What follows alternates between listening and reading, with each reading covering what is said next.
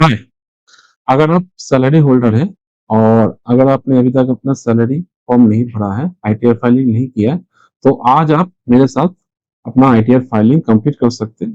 Kindly video को last तक देखिए ताकि आप कुछ भी मिस ना करें और अपना आईटीआर फाइलिंग आप पूरा इजी तरीके से अपनी कंप्लीट करें।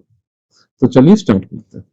फर्स्ट आपको एज यूजुअल आपको इनकम टैक्स पोर्टल में आना है, जो कि है www.incometax.gov.in। यहाँ पे आने के बाद आपको असेसमेंट ईयर, जो करंट असेसमेंट है उसको सिलेक्ट करना है एंड मोड इज ऑनलाइन। उसके पहले आप इनकम टैक्स ई फाइलिंग में जाके अपना form 26 as and AIS annual statement अपना डाउनलोड कर लीजिएगा।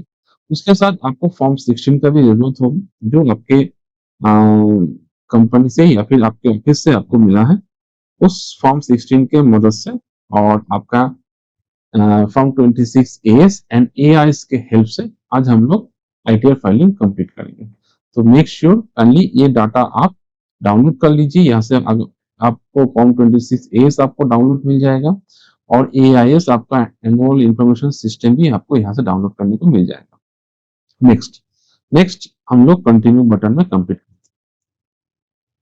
अभी हम लोग स्टार्ट न्यू फाइलिंग में जाएंगे। इंडिविजुअल केस हम लोग सिलेक्ट करेंगे। इंडिविजुअल केस सिलेक्ट करके हम लोग इसको आगे प्रोसीड करेंगे।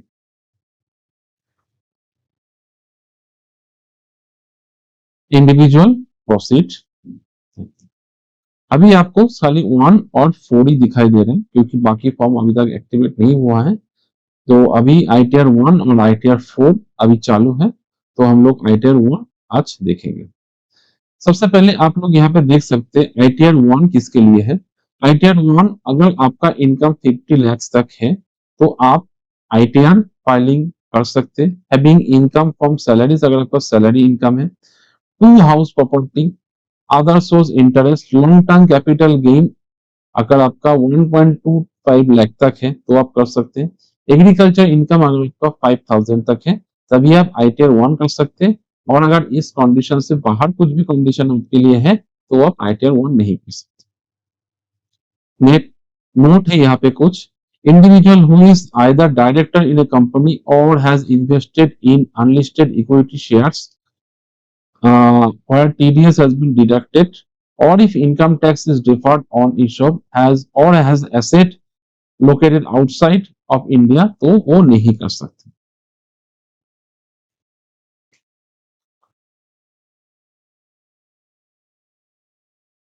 नो, हम लोग प्रोसीड कर चुके हैं। यहाँ पे कुछ लिस्ट ऑफ डॉक्यूमेंट्स दिया गया है। Form 16, house rent receipt, investment premium proof, ये सब आपको चाहिए। Let's get started. देन यहाँ पे 3 ऑप्शन दिया गया है। जो ऑप्शन आपके केस में जो भी ऑप्शन आपको सही लग रहा है, हालांकि मैक्सिमम केसेस में taxable income is more than basis example limit यही वाला सिलेक्ट होता है या अदर सिलेक्ट करता है। अगर आपके केस में इस सारा कंडीशन अगर कुछ भी अप्लाई हो रहा है तो कहीं आप इसको चेकआउट कर सकते हैं। कंटिन्यू। नाउ नाउ हम लोग को एक एक करके ये सारा डिटेल्स हमको फिलअप करना है। Personal information, gross total, total deduction, tax paid, tax liability, ये सारा डिटेल्स हमको एक एक करके हमको फिलअप करना है। फर्स्ट हम लोग पर्सनल इंफॉर्मेशन वाला टैब में हम लोग अभी एंट्री करते हैं। फर्स्ट आपको प्रोफाइल, कॉन्टैक्ट नंबर, अगर आपका कुछ भी सेकेंडरी कॉन्टैक्ट नंबर या सेकेंडरी एड्रेस कुछ भी है तो आप यहाँ से एडिट करके आप उसको फिलअप कर सकते हैं। और अगर नहीं है तो आप उसको एज यूजुअल जैसा है आप उसको वैसे रख सकते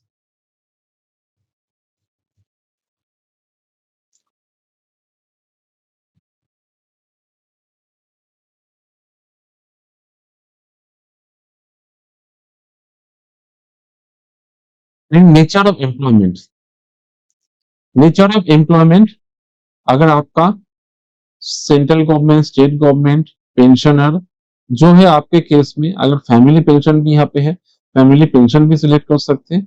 हम लोगों के केस में हम लोग इसको आदर्श करके हम लोग आगे बढ़ेंगे। अगर आपके केस में अगर आप पेंशनर है या फिर स्टेट गवर्नमेंट एम्प्लॉय या सेंट्रल गवर्नमेंट एम्प्लॉय है तो आपको ये वाली ऑप्शन सिलेक्ट करके आपको आगे बढ़ना। ओके, यहाँ पे 139(1) इसको एज यूजुअल जो है वही रहने दीजिए। अगर आप नया टैक्स रिजीम छोड़ के, ये new tax regime automatic select है। अगर आप ओल्ड टैक्स रिजीम में जाना चाहते हैं तो आपको यहाँ यस करना होगा, यस करके आपको आगे बढ़ना है। अगर आप न्यू टैक्स रिजीम में रहना चाहते हैं तो इसको जो था एज यूजुअल नो करके हमको आगे बढ़ना है। हालांकि मेरे केस में हमको न्यू टैक्स रिजीम में जाना है तो हम इसको नो करके आगे बढ़ेंगे। इसको आप एज यूजुअल वही रखने दीजिए क्योंकि आप खुद से फिलअप कर रहे हैं। बैंक डिटेल्स मेक श्योर कि आपका बैंक डिटेल्स यहाँ पे सारा बैंक डिटेल्स यहाँ पे फेच हो गया। अगर नहीं है तो आप ऐड अनदर में ऑप्शन में क्लिक करके आप अपना दूसरा बैंक अकाउंट आप ऐड कर सकते हैं। देन हमको कन्फर्म में क्लिक करना है। कन्फर्म में क्लिक करके हमको आगे बढ़ना है। जैसे कन्फर्म में हम लोग क्लिक किए, gross total income is second tab हम लोग का ओपन हो गया है। अभी हमको इसको कंप्लीट करना है। Now gross income total income वाला ऑप्शन हम लोग कंप्लीट करते हैं। यहाँ पे आपको ग्रॉस सैलरी, आपके अलाउंस, नेट सैलरी, ये सब अभी आपको डिडक्शन, ये सब अभी आपको फिलअप करना होगा। तो हम लोग एडिट वाले ऑप्शन में हम लोग जाते हैं। यहाँ पे ग्रॉस सैलरी आपका ऑटोमेटिक कैलकुलेट होगा। आपको सैलरी एज पर सेक्शन जो है आपका सैलरी आपको फॉर्म 26 से आपको मिल जाएगा। वहां से आपको फिलअप करके आपको यहाँ पे फिल करना है। तो हम लोग एज्यूम कर लेते हैं ये 6 लाख है। अगर कुछ पर्सपेक्टिव आपको मिल रहा है तो आपको यहाँ पे एंट्री करना है, अगर नहीं है तो कुछ भी एंट्री करने का जरूरत नहीं है। देन यहाँ पे आप देख सकते हैं ऑटोमेटिकली डिडक्शन 75,000 कैलकुलेट होके नेट जो चार्जेबल इनकम है 5,25,000 ये ऑटोमेटिक कैलकुलेट हो गया है। तो अभी हमको इसको सेव करना है। देन हमको आगे जानना है कि इनकम फ्रॉम हाउस प्रॉपर्टी।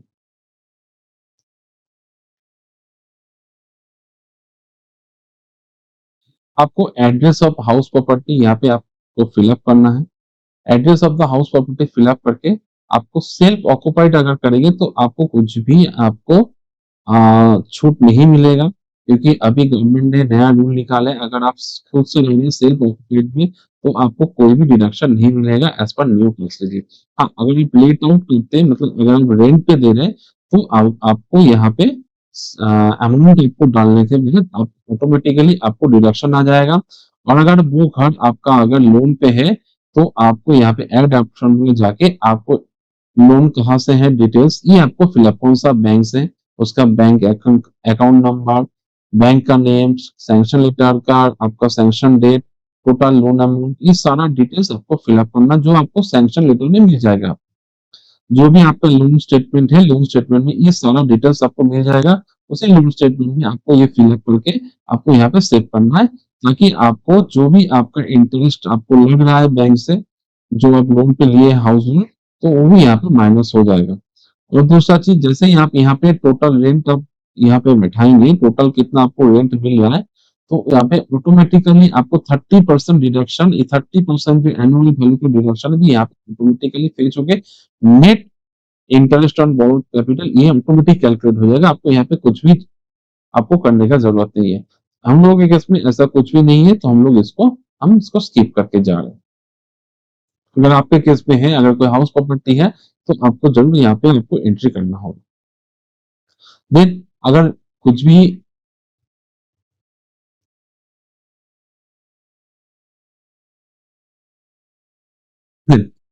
यदि आपको, अगर आपका इनकम फ्रॉम अदर सोर्सेस अगर आपका कुछ भी आ रहा है तो आपको यहाँ पे ऐड करके आपको उसको फिल करना है। अगर आपको यहाँ पे ऐड ऑप्शन में अगर आप क्लिक करेंगे तो आप देख सकते हैं interest from savings account, interest from deposit bank post office, interest from income tax अगर आपको रिफंड कुछ मिला है, फैमिली पेंशन आप दिखा सकते हैं, dividend income, interest account provident fund, interest account on contribution to provident fund to the extend taxable. इसमें ये सारा ऑप्शन अगर आपको ये पे मिल रहा है और अगर ऐसा कुछ भी नहीं है तो अगर एनी अदर में भी क्लिक करके आप डिस्क्रिप्शन में डाल के आप कुछ भी अमाउंट मिल सकते हैं जो भी आपका इनकम फ्रॉम अदर सोर्स में आए। तो इसको भी आप लोग जरूर आप लोग इसको फिल कीजिए क्योंकि अगर आपके बैंक खाते में ऐसा कुछ अमाउंट दिख रहा है जो आपको अगर इन फ्यूचर नोटिस आता है तो ये ट्रांजेक्शन किस लिए है तो ये आपको जरूर दिखाना पड़ेगा, जाके उसको आपको सेव कर देना है।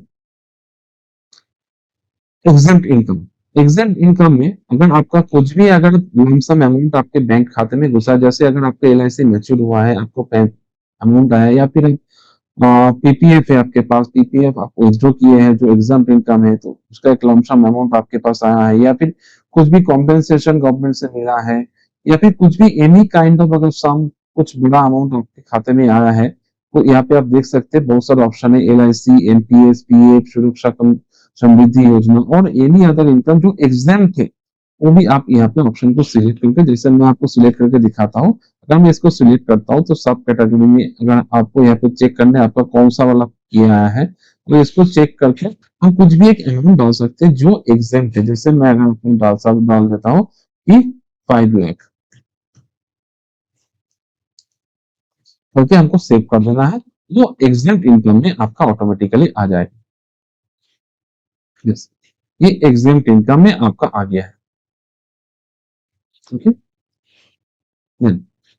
Long term capital, long term capital gains, अगर आपका कुछ भी लॉन्ग टर्म कैपिटल गेन्स मतलब ये आपका शेयर मार्केट का बारे में है, अगर आप कुछ भी शेयर खरीदे और उसको सेल आउट किए हैं, तो इसका डिटेल्स आपको यहाँ पे डालना है, और उस पर कितना प्रॉफिट है ये ऑटोमेटिक कैलकुलेट आ जाएगा। जैसे टोटल सेल अपने मैं एजम करता हूँ कि 7 लाख का सेल हुआ है, और उसमें आपने 6 लाख का आपने ये परचेस किया था, 1 लाख आपका प्रॉफिट।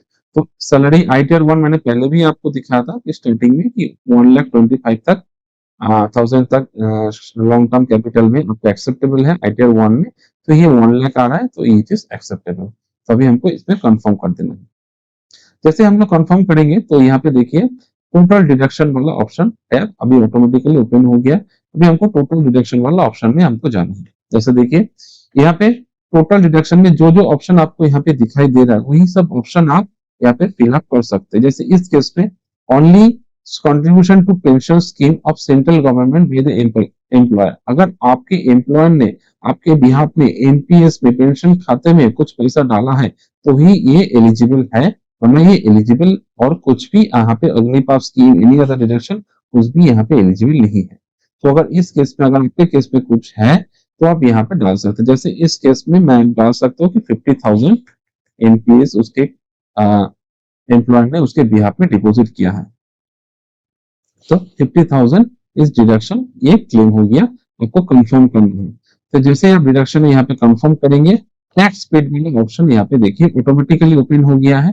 टैक्स पेड वाले ऑप्शन में अभी हम जाके टैक्स हमको क्लिक करना है।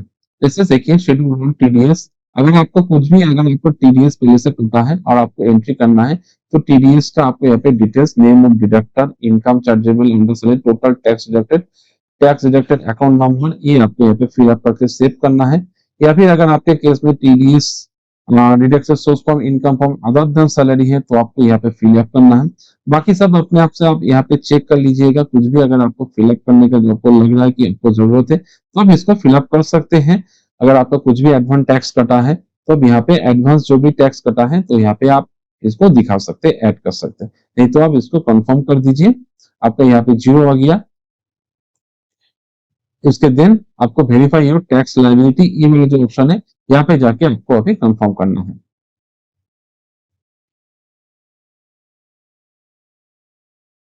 यहाँ पे आपका जितना टोटल ग्रॉस इनकम बन रहा है और टोटल जितना डिडक्शन हो रहा है ये ऑटोमेटिकली बाई कैलकुलेट आ जाएगा, इसको आप कुछ भी नहीं करना है।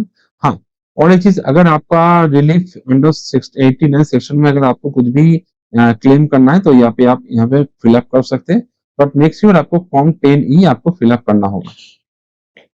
देन टोटल इंटरेस्ट और फी आपको यहाँ पे कुछ भी डालने का जरूरत नहीं है, ये ऑटोमेटिकली बाई कैलकुलेट है। अब देन आपको यहाँ पे कंफर्म में क्लिक कर देना है। जैसे आप कन्फर्म में क्लिक करेंगे तो आपको प्रोसीड टू वेरिफिकेशन वाला टैब ओपन हो जाएगा। एंड वन थिंग्स, अगर आपको कुछ भी यहाँ पे जो भी डॉक्यूमेंट्स चाहिए वो आपको 1 अप्रैल 2025 से 31 मार्च 2026 का ही सारे देखो, जैसे आपका बैंक स्टेटमेंट हो गया, आपका एयर स्टेटमेंट हो गया, जो आपका सैलरी का डिटेल्स है, फॉर्म 16 है, वो आपको पिछले साल का ही सारा डॉक्यूमेंट्स लगेगा। तो मेक श्योर पिछले साल का ही डॉक्यूमेंट्स डाउनलोड करें, उसी का डिटेल्स यहाँ पे आप फिलअप करें, अदर्स आपको कुछ भी यहाँ पे ढूंढने का कुछ भी जरूरत नहीं है। तो जब से हम लोग अभी प्रोसीड टू वेरिफिकेशन में क्लिक करेंगे तो यहाँ पे सारा डिटेल्स ओपन हो जाएगी। सारा डिटेल्स यहाँ पे एक बार चेक कर लीजिए, आपके हिसाब से एक बार चेक कर लीजिए, देन आपको प्रीव्यू और सबमिट ऑप्शन में आपको यहाँ पे ओपन करना होगा। प्रीव्यू ऑप्शन में आके देन आपको यहाँ पे टिक करके ऑप्शन प्लेस एंड बीट करके आपको पॉजिटिव वैलिडेशन में आपको जाके पॉजिटिव वैलिडेशन आपको कंप्लीट करना होगा। जैसे यहाँ पे मैं टिक कर देता हूँ एंड पॉजिटिव वैलिडेशन में इसको हमको अभी कंप्लीट कर देना। जैसे तो आशा करते हैं कि आपने अभी तक अपना आईटीआर फाइलिंग कंप्लीट कर चुका है। जो भी अगर आपको कुछ भी दिक्कत आता है तो आप यहाँ पे नीचे आप कमेंट सेक्शन में आप मुझे कमेंट करके बता सकते हैं, और इस वीडियो को काइंडली आप अपने दोस्त, फ्रेंड या कॉलीग के साथ आप शेयर कर सकते हैं। शेयर करके आप दूसरों का भी हेल्प कर सकते हैं। और कुछ भी अगर आपको यहाँ पे जानना है या फिर दिक्कत है तो आप काइंडली नीचे कमेंट सेक्शन में आप यूज कर सकते हैं। कमेंट करके हमको बता सकते हैं कि वीडियो कैसा लगा, या फिर कुछ भी एडिशन और मॉडिशन का भी जरूरत है तो काइंडली आप कमेंट सेक्शन में बता सकते हैं।